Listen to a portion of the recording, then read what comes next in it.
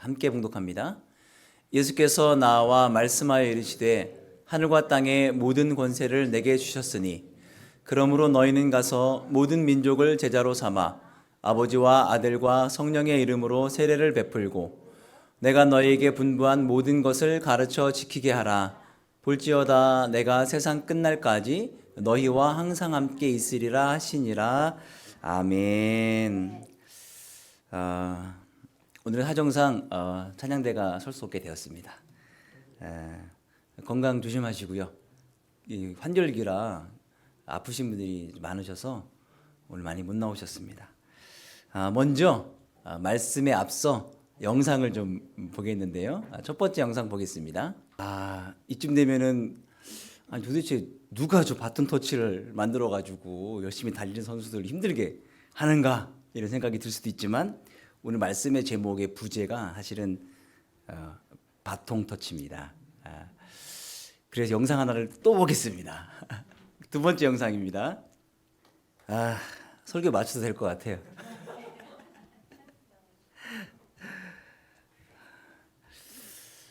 여러 가지 감정들이 막 와요. 우리는 왜 못할까? 우리나라는 이런 것부터 시작해서 중국이 잘하고 일본이 잘하는 기본적인 이유는 우리나라보다 인구가 많아서입니다. 인구가 훨씬 많으니까 거기서 잘하는 사람 뽑을 수가 있는 거잖아요. 그래도 일본 우리나라보다 한 3배 정도 인구가 많을 텐데 그래도 어떻게 저렇게 할 수 있을까? 연습이잖아요. 피해나는 노력이잖아요. 약점을 어떻게 하면 극복할 수 있을까?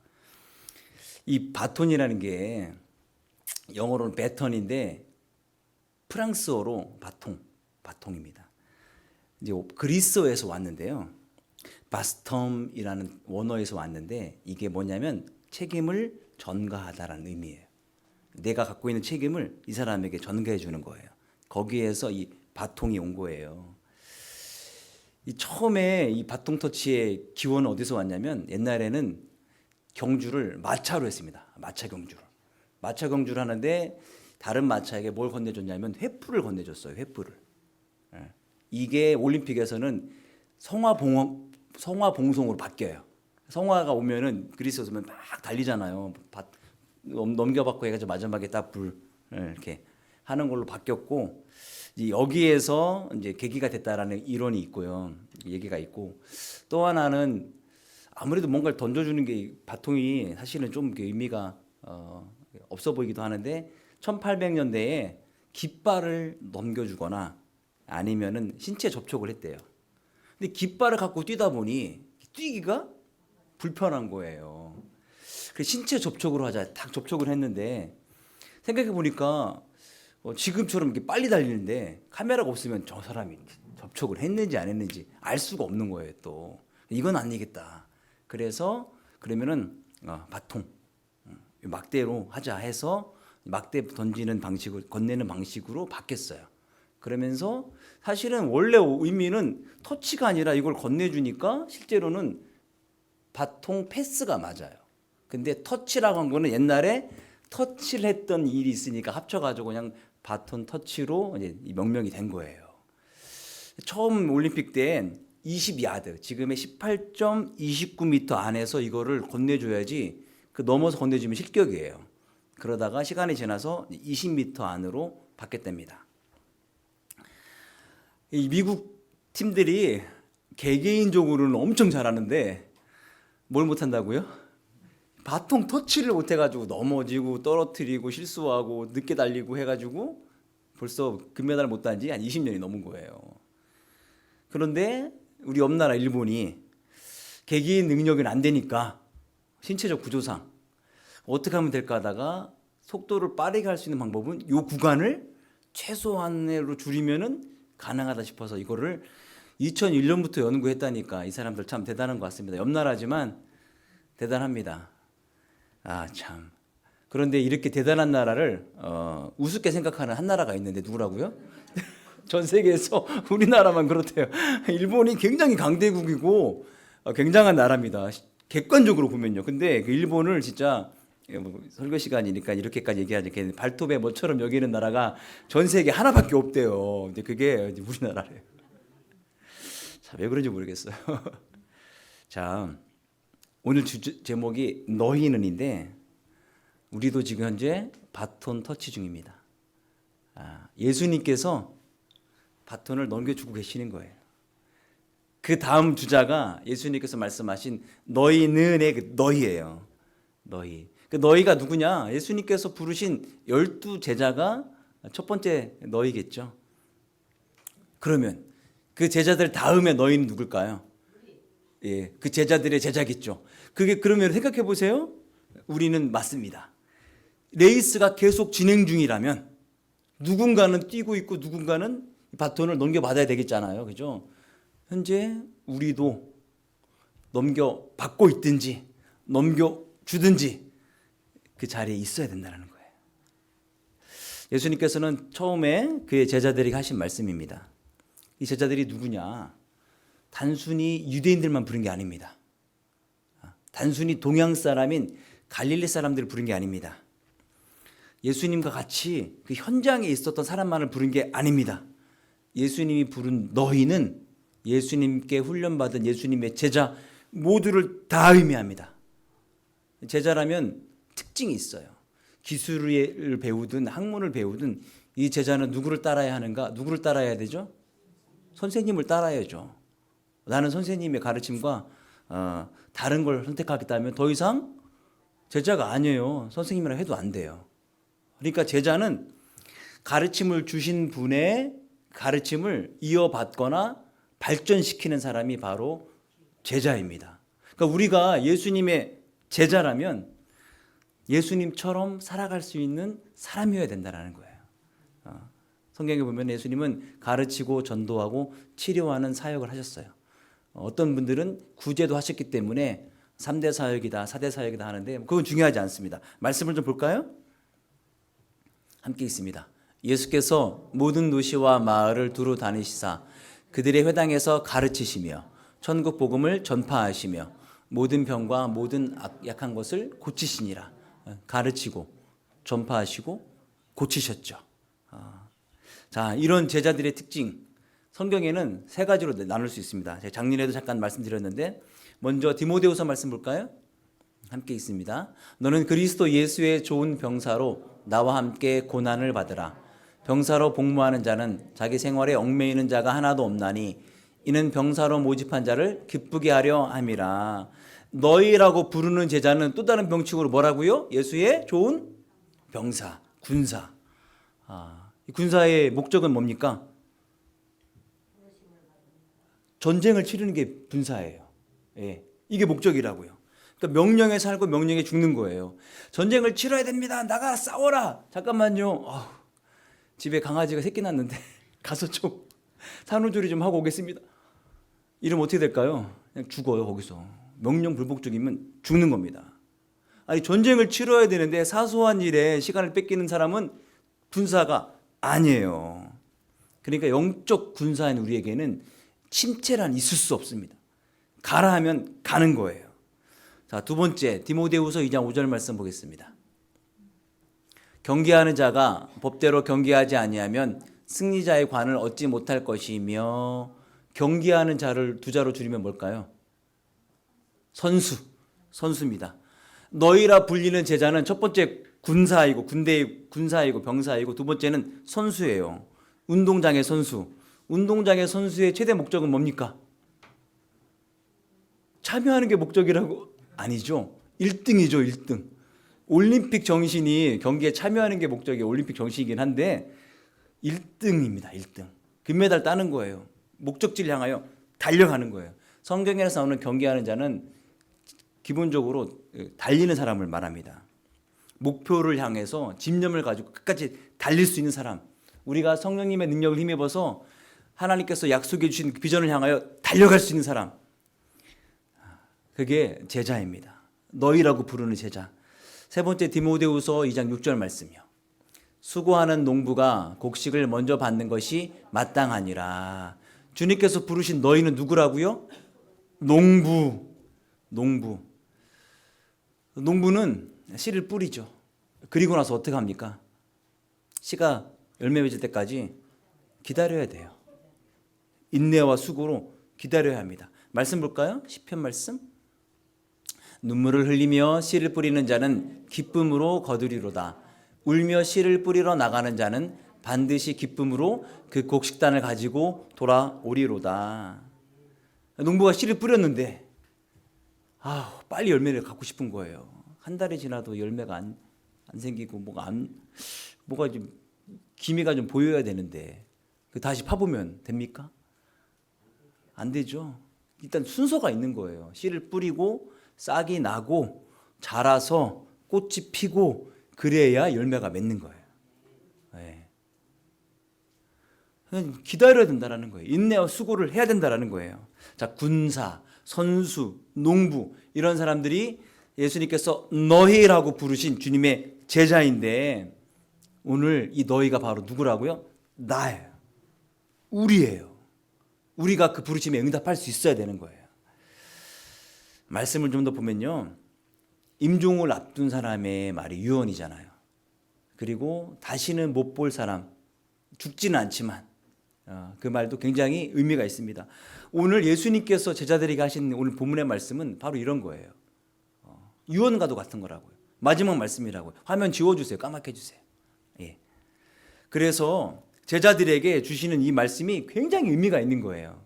일단은 예수님께서 하늘과 땅의 모든 권세를 하나님께서 당신에게 주셨다고 말합니다. 이 얘기는 뭐냐면 본인이 하나님이라는 것과 똑같은 거예요. 하늘과 땅의 모든 권세는 누구만 가질 수 있느냐? 신만 갖고 있는, 하나님만 가질 수 있는 거예요. 주님은 모든 권세를 소유하신 분이십니다. 이 권세를 가지신 분이 우리에게 지금 말씀하시는 거예요. 너희는 이라고. 그런데 그 옛날 예수님께서 40일 금식하시고 나셔서 사탄에게 시험 받죠. 그 사탄이 예수님께 뭐라고 유혹하냐면 나에게 절하면 이 천하 만국과 영광을 다 네게 주겠다라고 유혹합니다. 예수님 그 유혹에 넘어가지 않죠. 그리고 십자가 지시고 죽으시고 부활하셔서 하나님께서 주신 그 모든 권세를 예수님 당신의 소유로 이제 받으십니다. 애당초 천하 만국과 그 영광은 사단이 줄 수가 없는 거예요. 왜냐하면 사단의 것이 아니니까. 사단은 이런 존재입니다. 속이는 자예요. 내게 아닌데 내 것인 척하면서 선심 쓰는 거예요. 조심하셔야 돼요. 예수님이 이 하늘과 땅의 모든 권위를 기초로 해서 우리를 부르시는데 뭐라고 부르셨냐면 모든 민족으로 가서 세례를 주고 제자를 삼으라. 제자를 삼으라는 이야기는 예수님을 따르고 예수님의 주인 되심을 인정하는 자들을 또다시 만들어라는 얘기예요. 그러려면은 내가 먼저 제자가 되고 그 예수님의 사명을 그대로 이어받아서 또 가르쳐야 되겠죠. 예수님이 주신 바통을 이어받아 바통을 또 어떻게 해요? 넘겨 줘야겠죠. 요거 늦어집니다. 오버가 아니라 언더. 그런데요. 예수님께서 부르신 제자의 의미는 현재도 제자가 있잖아요. 선생님도 있고 제자가 있고 그 의미와 사뭇 다릅니다. 요즘은 가르치고 배우면 제자가 되는 거예요. 그런데 옛날은 달랐어요.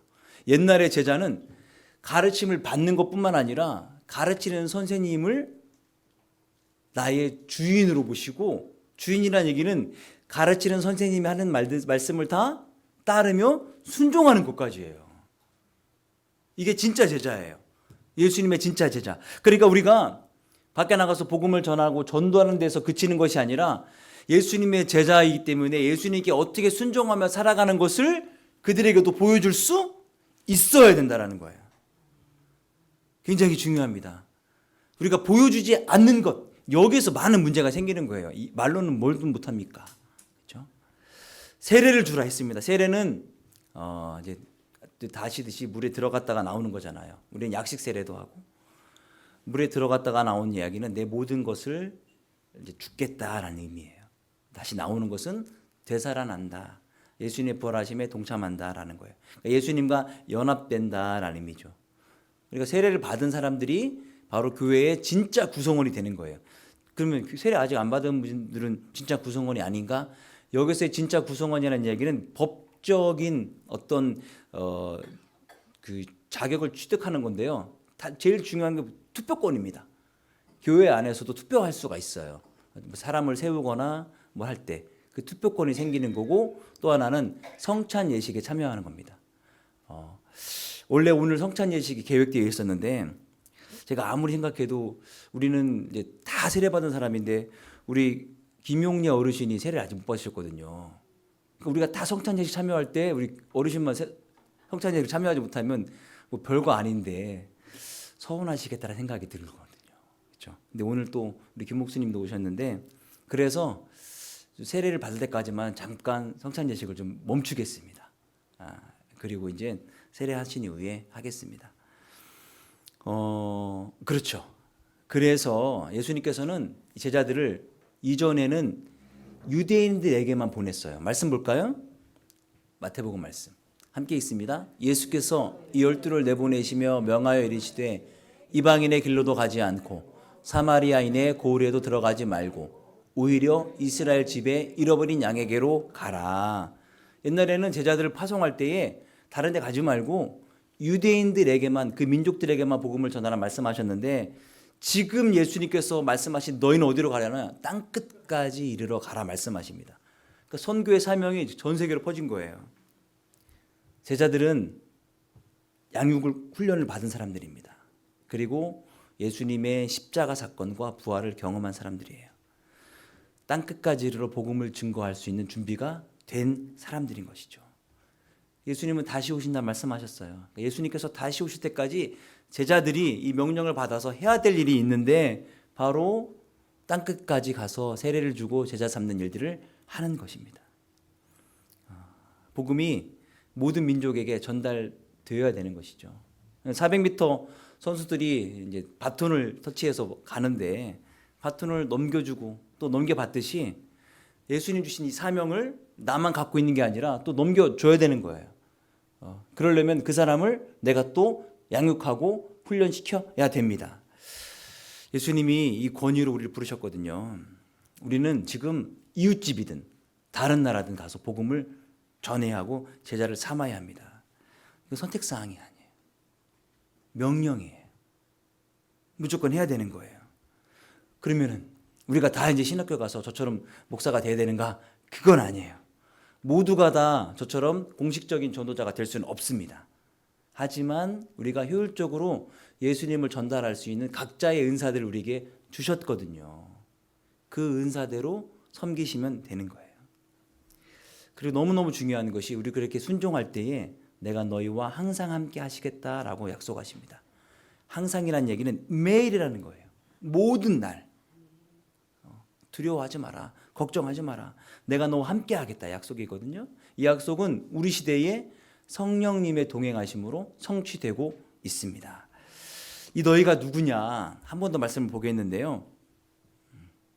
함께 있습니다. 너희는 하나님으로부터 나서 그리스도 예수 안에 있고, 예수는 하나님으로부터 나와서 우리에게 지혜와 의로움과 거룩함과 구원함이 되셨으니 기록된 바 자랑하는 자는 주 안에서 자랑하라 함과 같게 하려 함이라 말씀합니다. 여기 앞에서도 30절에 너희는이라고 나와 있죠. 그 너희는 하나님으로부터 나서 그리스도 예수 안에 있고, 이 단어가, 이 말이 어떤 표현이냐면, 좀 더 직관적으로 해석을 하면 하나님께서 너희 생명의 원천이시다라는 뜻이에요. 하나님께서 우리 생명의 원천이라는 이야기는 우리의 모든 시작이 누구라는 거예요? 하나님이라는 거예요. 그러니까 하나님께서 땅끝까지 이르러 내 복음을 증거하라, 예수님을 통해서 하신 명령이 단순 명령이 아닌 거예요. 해도 되고 안 해도 되는 명령이 아닌 거예요. 자, 봅시다. 핸드폰 다 갖고 계시죠? 핸드폰을 보면 이 핸드폰에 바꿀 수 없는 기능들이 있습니다. 이 기능들을 누가 만들어 놓았을까요? 제조사. 삼성 거면 삼성, LG 거면 LG. 제조사가 만든 거예요. 우리 제조사는 누구죠? 하나님이 나를 만드셨어요. 그래서 하나님만이 해결할 수 있는 만듦의 원칙이 우리 안에 있는 거예요. 바꿀래 바꿀 수 없는 공장도 세팅이 우리 핸드폰에 있듯이 우리에게도 절대 바꿀 수 없는 게 있는데, 그게 바로 창조주이신 하나님께서 우리에게 주신 명령과 사명이에요. 그러니까 예수님 조금만 이따 할게요, 이게 아닌 거예요. 이게 아니라고요. 자, 이런 제자들의 특징이 아까도 말씀드렸듯이 훈련되고 십자가와 부활을 경험한 사람들입니다. 너희는 주님의 제자일 뿐만 아니라 주님의 사역을 멈추지 않고 이어받을 수 있는 사람이에요. 즉 계속 달릴 수 있는 사람인 거예요. 계주하는 사람들은 계속 달리는데 그럼 우리는 어떻게 도대체 우리도 지금부터 뛰어야 됩니까? 이런 생각 하시는 분 없잖아요. 우리 안에 달린다는 의미가 뭘까? 예수님께서 하셨던 그 사역들을 지속해서 할 수 있는 것, 바로 그겁니다. 이게 복음의 절대 능력을 누리고 있다는 증거예요. 누려야 되는 거예요. 자, 보세요. 말씀이 늘 현상보다 먼저입니다. 이 얘기는 뭐냐면 예수님께서 병이 나으라 했으면 병이 나았습니다. 바람과 파도가 잔잔하라 했으면 잔잔해진 거예요. 병이 낫고 잔잔해지기 전에 어떤 일이 있었죠? 말씀이 선포됐잖아요. 병이 나아라. 바람과 파도는 잔잔해져라. 그러니까 말씀이 일어난 현상보다 반드시 앞선다는 거예요. 예수님도 말씀하셨고 제자도 말씀하셨습니다. 이 말씀을 받아들이고 이해하는 데에 세 가지 단계가 있어요. 자, 먼저 지적인 이해 단계입니다.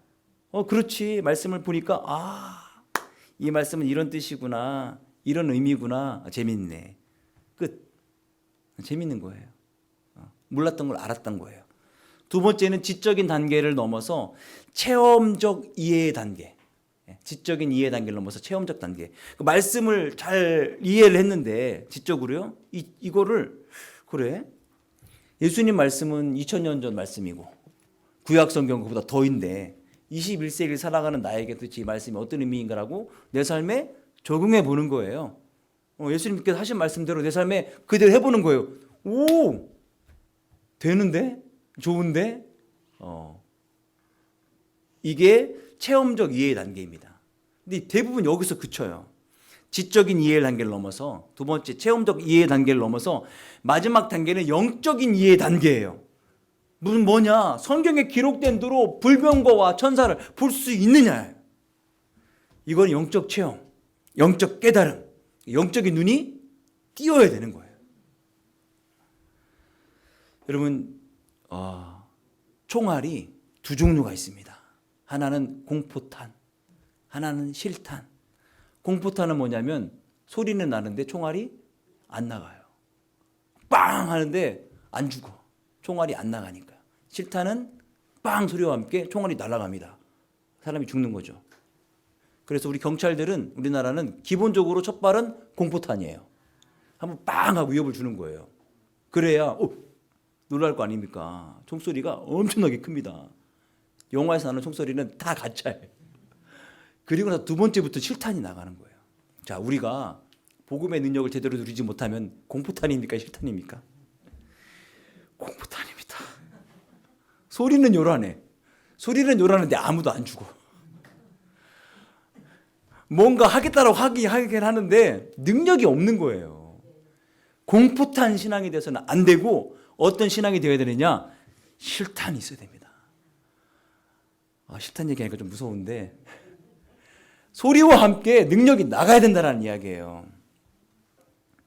그러니까 예수님처럼 사역을 하려면 아이고야 예수님이 저런 사역을 하셨어라고 이해하고 아는 것에 그치는 것이 아니라 예수님처럼 살아갈 수 있어야 되는 거예요. 예수님 직접 경험하고 만나야 되는 거예요.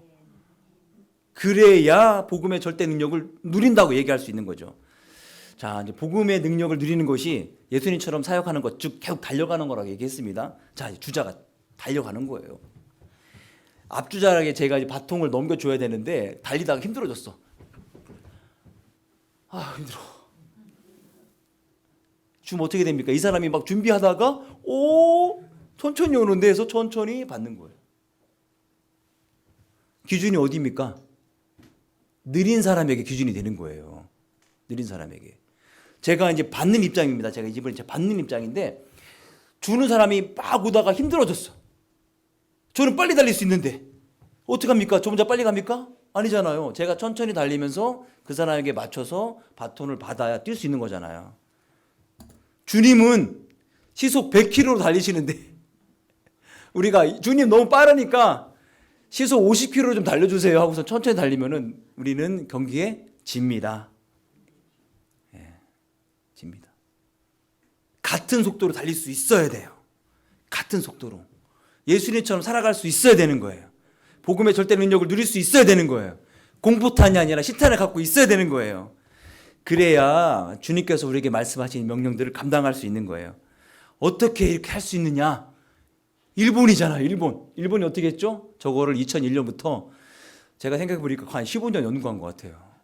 세상에 15년 동안 이거 주는 거 별거 아닌 것 같은데 저거를 해서 자기들이 부족한 것도 극복하는 거잖아요. 참 옆나라지만 대단하다 진짜.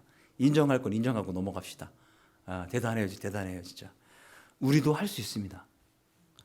우리도 예수님 하라 하는데 예수님 제가 다리도 짧고요 팔도 짧고요 평발이어가지고 잘 못 뛰는데 어떡하죠? 예수님 말씀하시는 거예요. 내가 너를 훈련시켜 주겠다. 내가 널 가르쳐 주겠다. 양육과 훈련을 통해서 우리의 약점들을 극복할 수 있는 거예요. 너희는 바로 훈련된 제자입니다. 예수님의 제자예요. 훈련된 제자란 말이에요.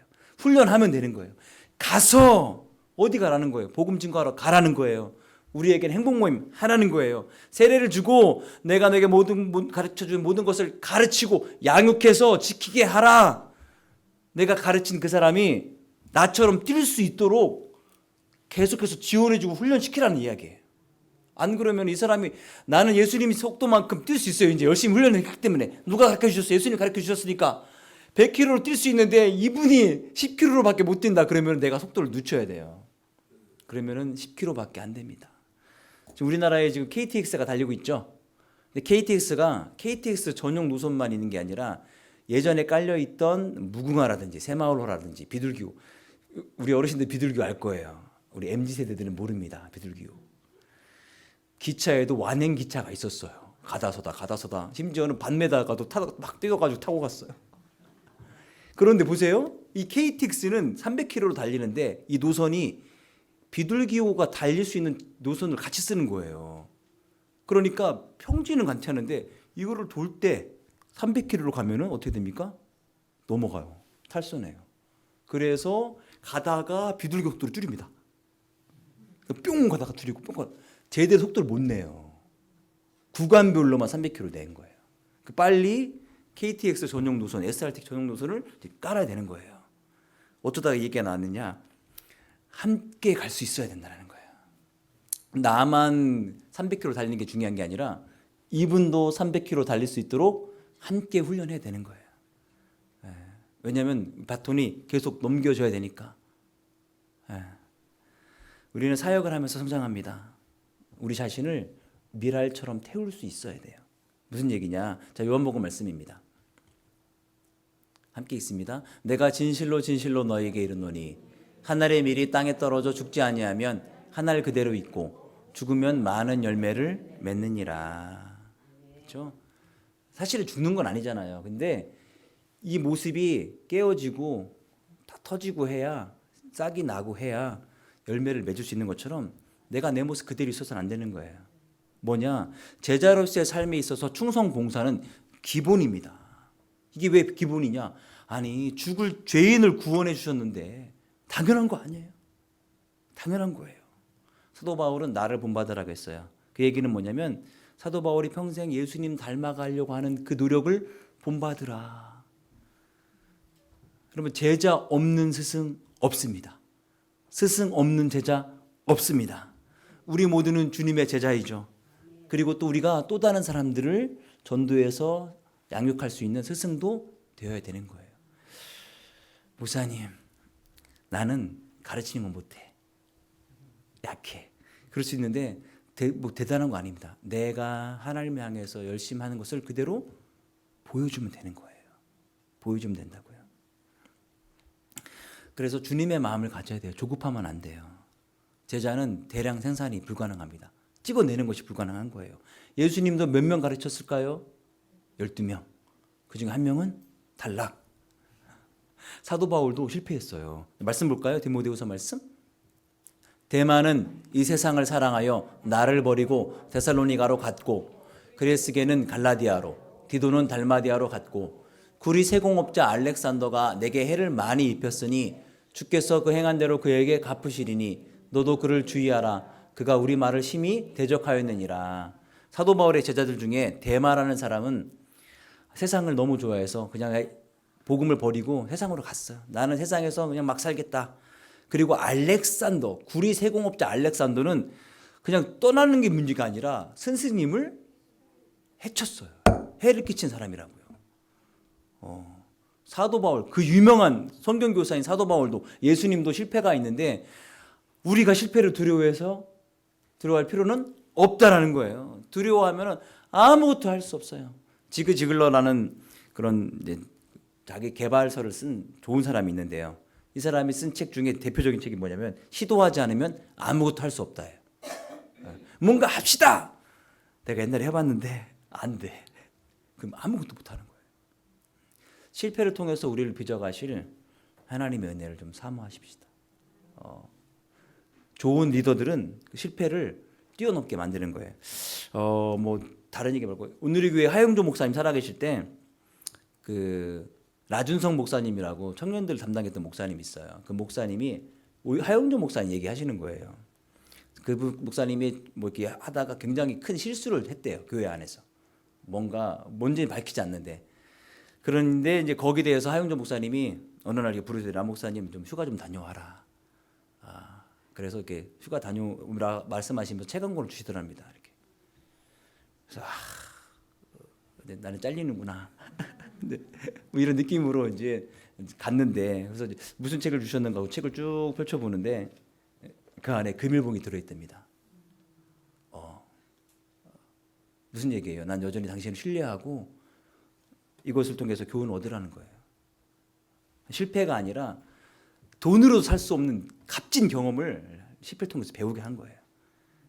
그래서 나는 자기는 그래서 목사님께 충성하겠다 이런 얘기를 하는데 와, 감동이 너무 되더라고요. 저도 한번 한 적이 있어요. 그래서 누군가에게 그래서 이제 그 처음 밝히는 건데 도서상품권을 이렇게 딱 넣어서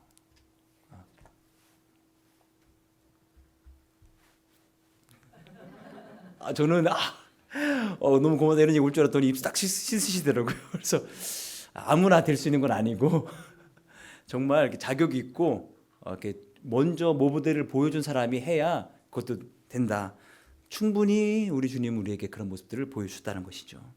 주님께서 너희라고 오늘 우리를 부르시는데 나를 부르는 게 분명한데 이걸 어떻게 응답을 해야 되나 말아야 되나 모른 척하고 있다가 너 하니까 주님 나 아니죠? 저 뒷사람이죠? 이렇게 하고 계시지는 않으신지. 저는 옛날에 그런 적이 있어요. 저는 있어요.